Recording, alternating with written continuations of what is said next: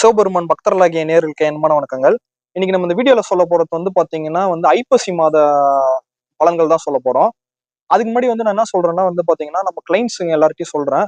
ஜோதிட வீடியோ பாத்தீங்கன்னா 500 ரூபாங்க. ஒரு ஒரு ஒரு ஒரு கேள்வியா நீங்க சம்பந்தப்பட்டு வரீங்க, முக்கியமான திருமண விஷயமா இருக்கட்டும், இல்ல இல்ல பொருத்தம் பார்க்கறதா இருக்கட்டும், இல்ல உங்க லைஃப்ல பிரச்சனையா இருக்கட்டும், எந்த ஒரு விஷயமா இருந்தாலும் எல்லாத்துக்கும் சொல்யூஷன் பண்ணிடலாம். அதுக்கு கன்சல்டேஷன் ஃபீஸ், ஓகேங்களா? கன்சல்டேஷன்னா நம்ம ஒரு 1/4 மணி நேரம் பேசலாம், ஓகேங்களா? கன்சல்டேஷன் 1/4 மணி நேரம், 10 நிமிஷம் தான் பேசுவோம். ஒரு 1/4 மணி நேரம் பேசலாம். 500 ரூபாய் சார்ஜ் பண்றேன். நீங்க அதை பார்த்து பயன் அடையுங்கள், ஓகேங்களா? சரி, ஓகே. இப்ப நான் ஐப்பசி மாத பலன்கள் சொல்றேன். ஐப்பசி மாதம் பாத்தீங்கன்னா 1ஆம் தேதி ஆரம்பிச்சு 30ஆம் தேதி 30 நாட்கள் இருக்குதுங்க. இதை ஃபர்ஸ்ட் தெரிஞ்சுக்குங்க. அதே மாதிரி பாத்தீங்கன்னா அக்டோபர் 18ஆம் தேதி ஆரம்பிச்சு ஐப்பசி மாதம் 1ஆம் தேதி ஆரம்பிச்சு நவம்பர் 16ஆம் தேதி 30 தேதி வரைக்கும் கம்ப்ளீட் ஆகுதுங்க. அதையும் புரிஞ்சுக்குங்க. ஓகே, நாம பேசிக்கா சில விஷயங்கள் சொல்லிட்டு அனைத்து ராசிக்காரங்களுக்கும் நம்ம போலாம் ஃப்ரெண்ட்ஸ், ஓகேங்களா? அதெல்லாம் பொறுமையா கேளுங்க. அதுக்கப்புறம் பலன்குள்ள போயிடலாம் ஒரு ராசிக்கும், ஓகேங்களா? இப்ப பேசிக்கா பாத்தீங்கன்னா எப்பவுமே மாத ராசி பலன்கள் சொல்றது ரொம்ப ரொம்ப கஷ்டங்க. ஏன் கஷ்டம்னா, தினராசி பலன்கள் சொல்லிடலாம், வார ராசி பலன்கள் சொல்லிடலாம், வருட ராசி பலன்கள் சொல்லிடலாம், சனி பயிற்சி சொல்லிடலாம், குரு பயிற்சி சொல்லிடலாம், அதிசார பயிற்சி சொல்லிடலாம். திடீர்னு இப்ப குருவும் அதிசாரமா இருக்காரு, அப்புறம் சனி வக்கர நிவர்த்தியா இருக்காரு. இந்த மாதிரி பயிற்சி எல்லாம் டக்கு டக்கு டக்குன்னு சொல்லிடலாம். மாத ராசி பலன்கள் சொல்றது டஃபா இருக்குங்க. ஏன்னா ஒரு மாதத்துல 4 கிரகங்களுமே பயிற்சி ஆகிறதுக்கான வாய்ப்புகள் அதிகமா இருக்கும், ஓகேங்களா? 4 கிரகங்களுமே அதாவது சூரியன், புதன், செவ்வாய், சுக்கிரன், அந்த 4 கிரகங்களுமே பயிற்சி ஆகிறதுக்கான வாய்ப்பு இருக்கிறதுனால பலன்கள் சொல்றது டஃபா இருக்கும். அப்படி பார்க்கும் போதுல இந்த ஐப்பசி மாசம் பாத்தீங்கன்னா ஐப்பசி 12ஆம் தேதி, ஐப்பசி 12ஆம் தேதி பாத்தீங்கன்னா செவ்வாய் பகவான் சுக்கிர வீட்டுல இருந்து அவர் விருச்சக வீட்டுக்கு போறாரு. அதனால பாத்தீங்கன்னா விருச்சக வீட்டுல போறதுனால ஆட்சி பலம் பெறாரு. அதுல நம்ம நல்லா ஸ்ட்ரென்த்தா இருக்கும், ஓகேங்களா?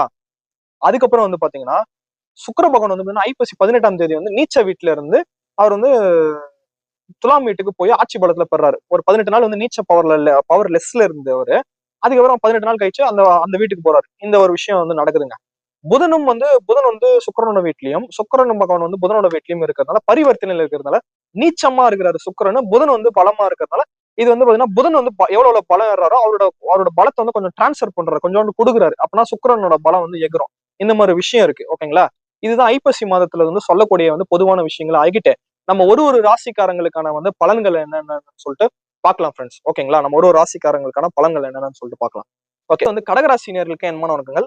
கடகராசிக்காரங்களுக்கு உண்டான டைட்டில் என்னன்னா, காதலில் சிரமத்தை அடைய போகும் கடகராசிக்காரர்களே. அதாவது கடகராசிக்காரங்களை காதல்ல சிரமத்தை அடைய போறீங்க. ஏன்னா கடகராசிக்காரங்களுக்கு 5ஆம் இடம் பாத்தீங்கன்னா செவ்வாய், ஓகேங்களா? 5ஆம் இடம் செவ்வாய். செவ்வாய் பாத்தீங்கன்னா சனீஸ்வரனோட பார்வையில போறதுனால 5ஆம் இடம் வலுவா இருந்தாலும் காதல்ல ஏகப்பட்ட பிரச்சனைகள், நினைச்சது நடக்க முடியாம இருக்கிற பிரச்சனைகள், தொல்லைகள், ஒரு மாதிரி ஒரு ஒரு விதமான பிரச்சனையா ஆகிற மாதிரி வாய்ப்பா இருக்கு, ஓகேங்களா? அதனால அதை பாத்துக்கணும். அதே மாதிரி பாத்தீங்கன்னா குரு பாத்தீங்கன்னா 12ஆம் ஜென்மத்திலே இருக்கிற உச்சமா வரதுனால பொறுப்பு, நிதானம் எல்லாமே இருக்கும். கொஞ்சம் காதல்ல மட்டும் பிரச்சனைகள், அந்த மாதிரி விஷயங்கள் இருக்கு. திருமணம் ஆகாதவங்களுக்கு திருமணம் ஆகிறது இருக்கு. சண்டை சச்சரவா பிரிஞ்ச காதலர்கள் ஒண்ணு சேர்றதுக்கான வாய்ப்பு இருக்கு. நண்பர்களிடையே கருத்து வேறுபாடுகள் சரியா வருது.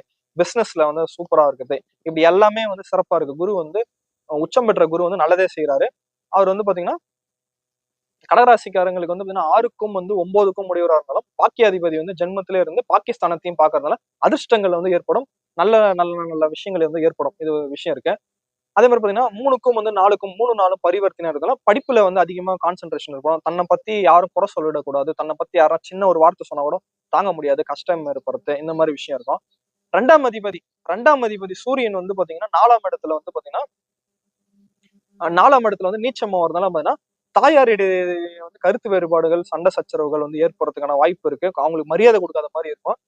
கொஞ்சம் அவங்களுக்கு மரியாதை கொடுக்க முடிஞ்ச அளவுக்கு ட்ரை பண்ணுங்க. கடகராசிக்காரங்களை பாத்தீங்கன்னா இந்த ஐப்பசி மாதம் 38 நாளுமே சிறப்பா இருக்கு. ஃபர்ஸ்ட் ஐப்பசி 18 நாள் இந்த மாதிரி இருக்கு. 18 நாளுக்கு அப்புறம் சுக்கிர பகவான் பாத்தீங்கன்னா 5ஆம் வீட்டுக்கு வந்துறாரு, 4ஆம் வீட்டுக்கு வந்துறாரு. அதனால அதுக்கப்புறம் தாயாரிடையே நல்ல உறவு முறை, ஸ்மூத் எல்லாமே இருக்குது. கொஞ்சம் காதல்ல சிரமம் அடையறது உறுதியா இருக்கு, ஓகேங்களா? இது கடகராசிக்காரங்களுக்கான பலன்களா இருக்கு. இந்த வீடியோ உங்களுக்கு பிடிச்சிருந்தா லைக் பண்ணுங்க, ஷேர் பண்ணுங்க, சப்ஸ்கிரைப் பண்ணுங்க. தேங்க்யூ ஃப்ரெண்ட்ஸ், ஓகேங்களா?